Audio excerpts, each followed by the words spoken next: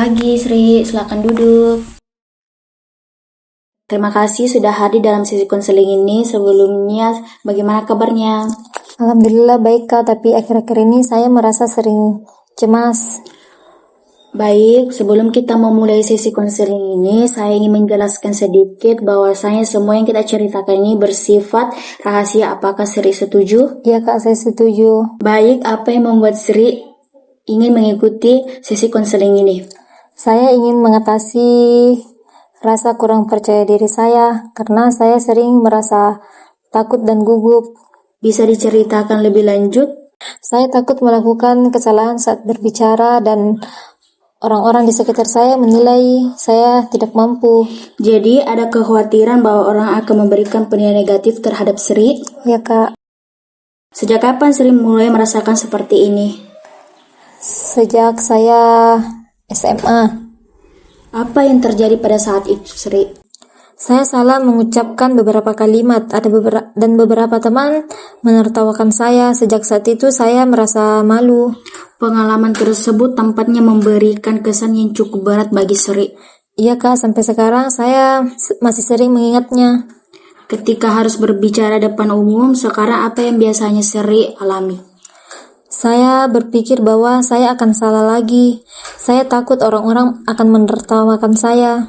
Apa yang biasa Sri rasakan secara fisik?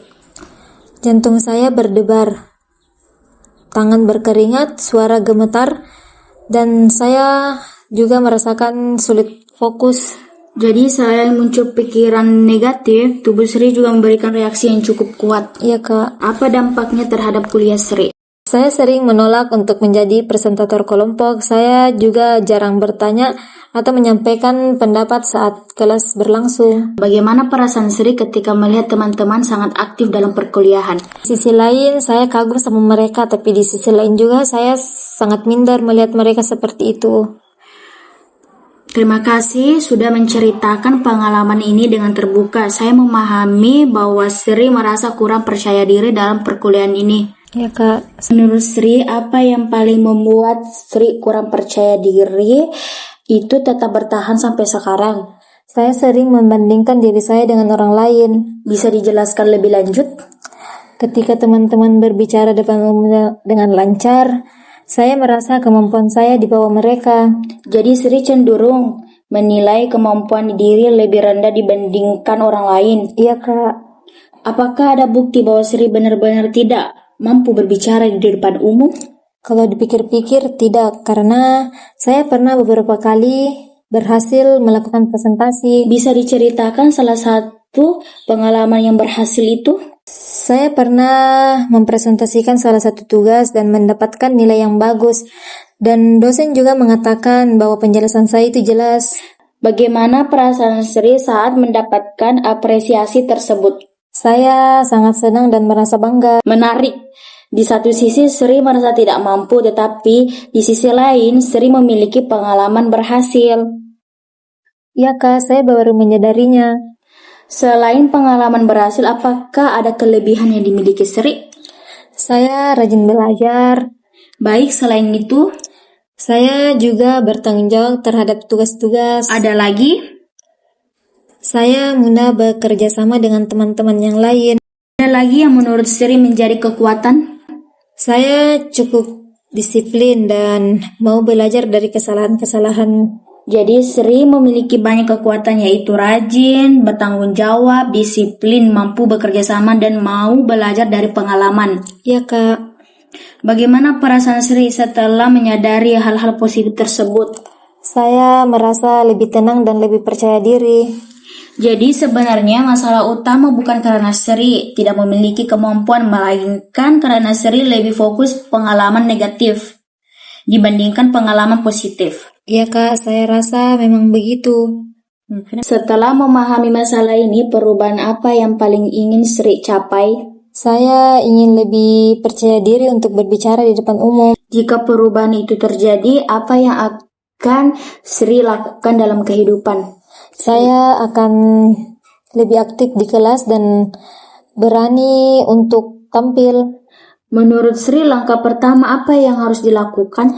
Saya ingin berlatih berbicara di depan cermin. Bagus, langkah berikutnya. Saya akan mencoba untuk berbicara dan aktif dalam diskusi kelompok kecil. Apalagi? Saya akan mempersiapkan materi sebelum presentasi dimulai. Kira-kira hambatan apa yang mungkin muncul ketika menjalankan program tersebut? Kadang saya merasa malas berlatih dan timbul rasa takut lagi. Jika hambatan itu muncul, apa yang akan Sri lakukan? Saya akan tetap mengingat tujuan saya dan berlatih sedikit demi sedikit. Baik, jadi program pertama adalah latihan berbicara di depan cermin selama 10 menit. Kedua itu menyampaikan pendapat minimal 1 atau 2 kali. Program ketiga itu mempersiapkan materi presentasi lebih awal. Apakah Sri setuju? Ya Kak, saya setuju. Ketika muncul pikiran saya tidak mampu, apa yang Sri ingin lakukan? Saya akan mengatakan pada diri saya sendiri bahwa saya mampu belajar dan berkembang.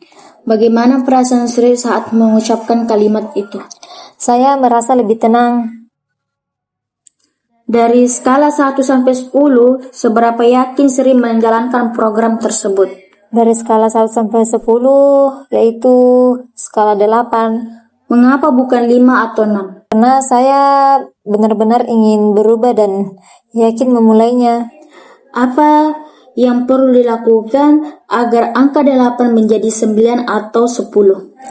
Saya harus lebih konsisten untuk berlatih. Baik, itu merupakan komitmen yang sangat baik. Sebelum kita mengakhiri sesi konseling ini, saya ingin merangkum hasil pembicaraan kita. Ya Kak. Sri menyadari bahwa kurang percaya diri dipengaruhi oleh pengalaman masa lalu, kebiasaan membandingkan diri dengan orang lain, dan pikiran negatif terhadap kemampuan diri sendiri. Enggak. Sri juga menyadari bahwa sebenarnya memiliki banyak kelebihan seperti rajin, bertanggung jawab, disiplin, mampu bekerja sama, dan mau belajar dari pengalaman. Selain itu, Sri telah menyusun 3 program perubahan, yaitu berlatih berbicara depan cermin setiap hari, aktif berbicara dalam kelompok kecil, dan mempersiapkan materi presentasi lebih awal. Sebagai tugas rumah, saya berharap Sri menjalankan program tersebut dan mencatat perkembangan maupun hambatan yang dialami Sri. Baik Kak, saya akan melakukannya. Pada pertemuan berikutnya, kita akan mengevaluasi hasil latihan, melihat perkembangan yang telah dicapai, dan mendiskusikan hambatan yang mungkin muncul selama proses perubahan. Ya, saya siap melakukannya Kak. Saya menghargai keterbukaan dan usaha Sri selama ini. Saya melihat adanya kemauan yang kuat untuk berkembang menjadi lebih baik. Terima kasih atas kerjasama dan keterbukaan Sri pada hari ini. Sampai bertemu pada sesi berikutnya. Ya Kak, terima kasih.